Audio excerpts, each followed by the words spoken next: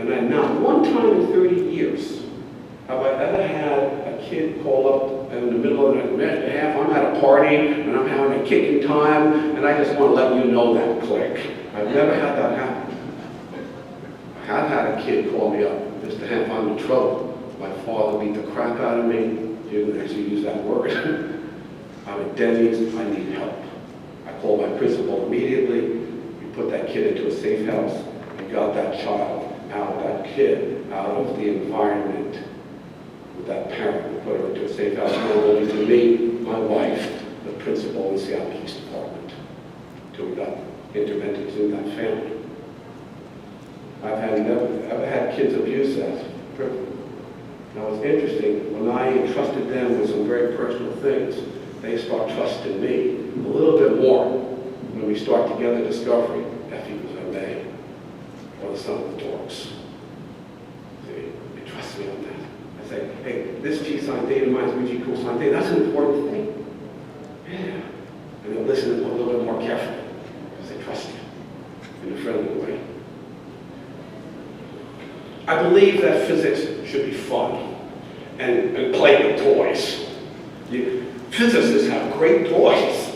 You know that thing over in Europe, that LAC, that's just a big, very addictive, very expensive toy. It's really expensive, and it really discovers great things. But to a physicist, it's a great toy.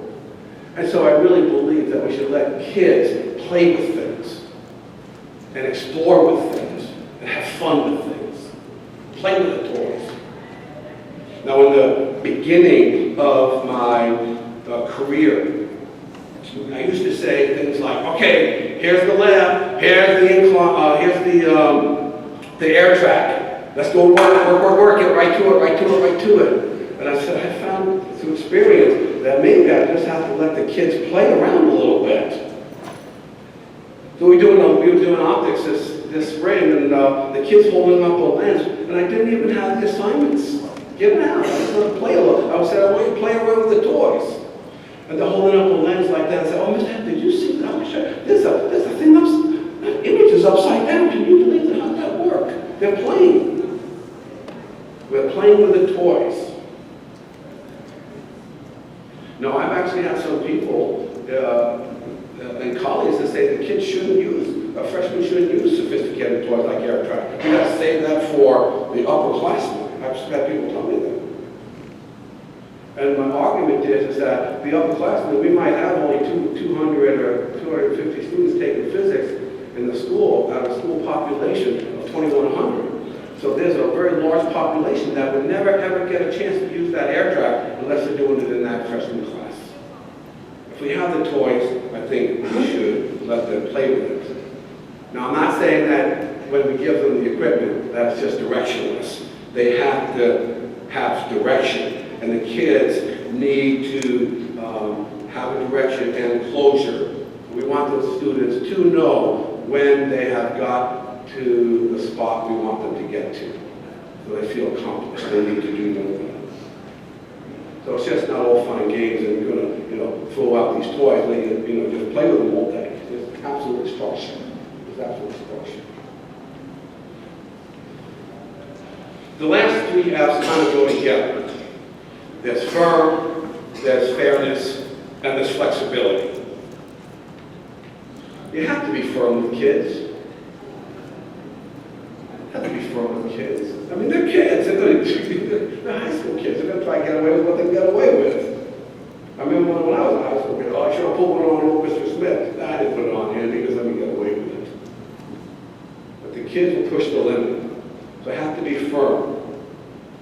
So we have clear expectations. For example, when things are due. On the first day of class, I have a calendar that I give out to the students so that they know that on maybe on chapter 17 is going to be due. Those problems in chapter 17 are going to be due on November 12th at 8 o'clock in the morning. That's when they're due. Okay? That is when they're due. So there's a clear expectation that assignment is going to be done in a timely way and well done. We have a cell phone policy. There's a clear expectation in our school that you are going to have your cell phone taken away if you use that cell phone during class. We have that policy. And so they got taken away and they picked it up the next Monday morning. I'm very firm on that. I am firm on that. But it has to be reasonable. You know, if I have a kid come in, 5 minutes to class late one day, and they say, oh, Mr. Haff, I had trouble with my car. I said, okay, Joe, I understand that. But, if Joe's coming in 5 minutes late 2 weeks in a row, we got to do something. That doesn't mean, though, we're going to throw him down and we deal on penitentiary for being 5 minutes later. They have to have reasonable consequences to modify that behavior. The students have a sense of something being fair. Students want fair. Not necessarily raise their grade, but they want a sense of fairness. I had a young co-ed this year did not do well on her exam. We have exams, I give her exams, and she did not do well. And she kept on saying to me, oh, Mr. Haff, it is not fair, it's not fair, it's not fair. And no matter what I said to her at that particular moment, she would say, it is just not fair. I studied for it, I thought I knew it, I just did poorly on it, and it's just not fair. Nothing would console that student. So I said to Mary, and I was going to say Mary's got something. I said, Mary, I tell you what, why don't you bring that exam in after school, we'll take a look at it together. We'll take a peek at it together. And so Mary comes in after school, she had dried her tears, had time to think about it a little bit. We go over problem by problem by problem. And I said, well, Mary, look at this. You got, I can't believe 3 plus 7. I added and got 7 rather than multiplying and get 12. I mean, that was a silly mistake, boy, that was silly. So I started thinking about that student, what would be best for Mary. She wanted a sense of fairness. I said, Mary, this is what I want you to do. I want you to go home tonight, and I want you to rework every single one of these problems. And I'm going to put this in my drawer, right here in the drawer. And if you continue to work hard and maintain a good attitude and study and improve, at the end of this semester, I'm going to pull out this makeup, for want of a better word, and we're going to take a look at it again. I'm not promising you anything, but it's going to be here in my drawer just in case. What's interesting about Mary is at the end of the semester, I did not have to pull it out of the drawer. I didn't have to, because she worked hard and developed. Thinking really improved. She had a sense of accomplishment. It was fair. And you have to be flexible. You have to be flexible.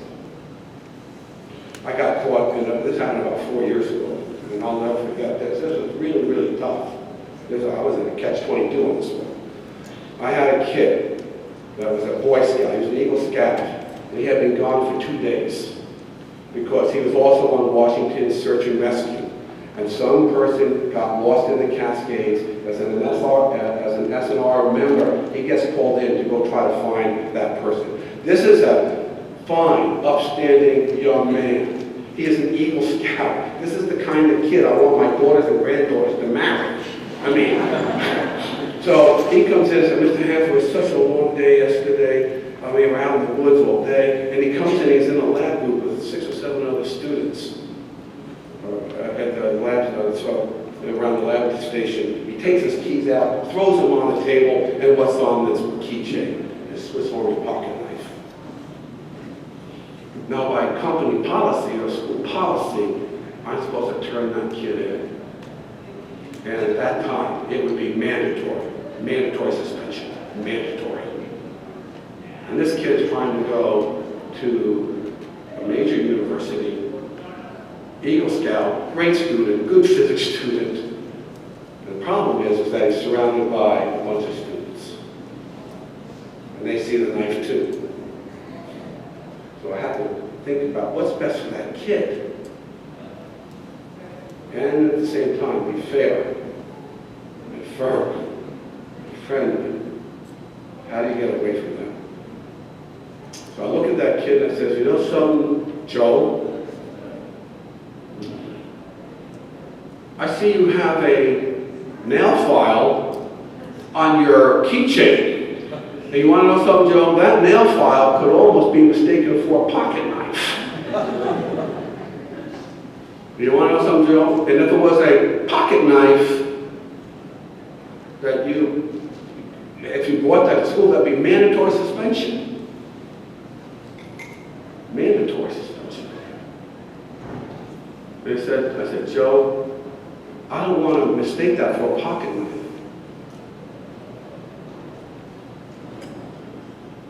I never want to see that red covered nail file in this classroom again. Do I make myself clear, Joe? Do you understand what I'm saying? And Joe looked at me right in the eye and said, Mr. Haff, you will never see my nail file again. I'm sorry for bringing my nail file to school. That problem was solved in the classroom. Everybody knew what was going on, and I helped that kid. That was a judgment call. So there are the 5 F's. You want to be fun, or have it be fun, and firm, and flexible, and fair. But the bottom line, folks, it's about the kids. It's about kids. I do not teach physics. I teach kids. I just happen to, that was a topic I liked and as a son. I teach kids. And whether I spend a nickel on a pencil or we build a $70 million new physical plant, which our district just did for our school, I've got to always ask the question for that kid. Will more kids learn more things better? That's the bottom line. It is about kids. It always has been. On Saturday morning, this happened to me, I gotta tell you a funny story, this is funny. My granddaughter is little. She comes up to me, and I'm sleeping in bed. She goes, Grandpa, Grandpa. It's like 7 o'clock in the morning on a Saturday. Can we make pancakes? Mickey Mouse pancakes. And I said, oh, Elizabeth, please, I just want to know. Grandpa, okay, we'll make pancakes. I get up and I said, hey, Elizabeth, you want to help me make the pancakes? Okay, Grandpa. She brings the chair over and I have a mixing bowl. I give her the beaters and we beat an electric beater and, pour water in. And this thing is, twirling around. And of course, what does the little child do? Lifts it up. And there's flour on the floor. There's flour and, mess on me, mess on her, on the walls. Good thing my grandma and my wife still sleeping. They said, no, Elizabeth, you got to keep it in the bowl. You got to keep it in the bowl, Okay, she puts back in the bowl. We had Mickey Mouse pancakes that day. And they were really good. With cinnamon and all that stuff. She learned a lot that day about making pancakes. You want to know what I didn't do, though?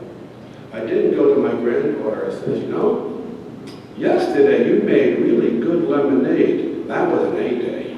You get an A for that. You got flour all over the floor. You got batter all over the walls, me, you. That's a D- day. So, as far as being a granddaughter and learning things, now that was just up to a B-.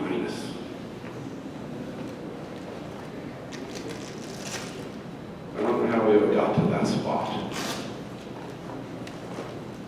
Something to think about. Maybe for another lecture, another discussion. I want to thank Paul Zitzewitz and that foundation for this wonderful honor. It's about the kids. Thanks for coming in today.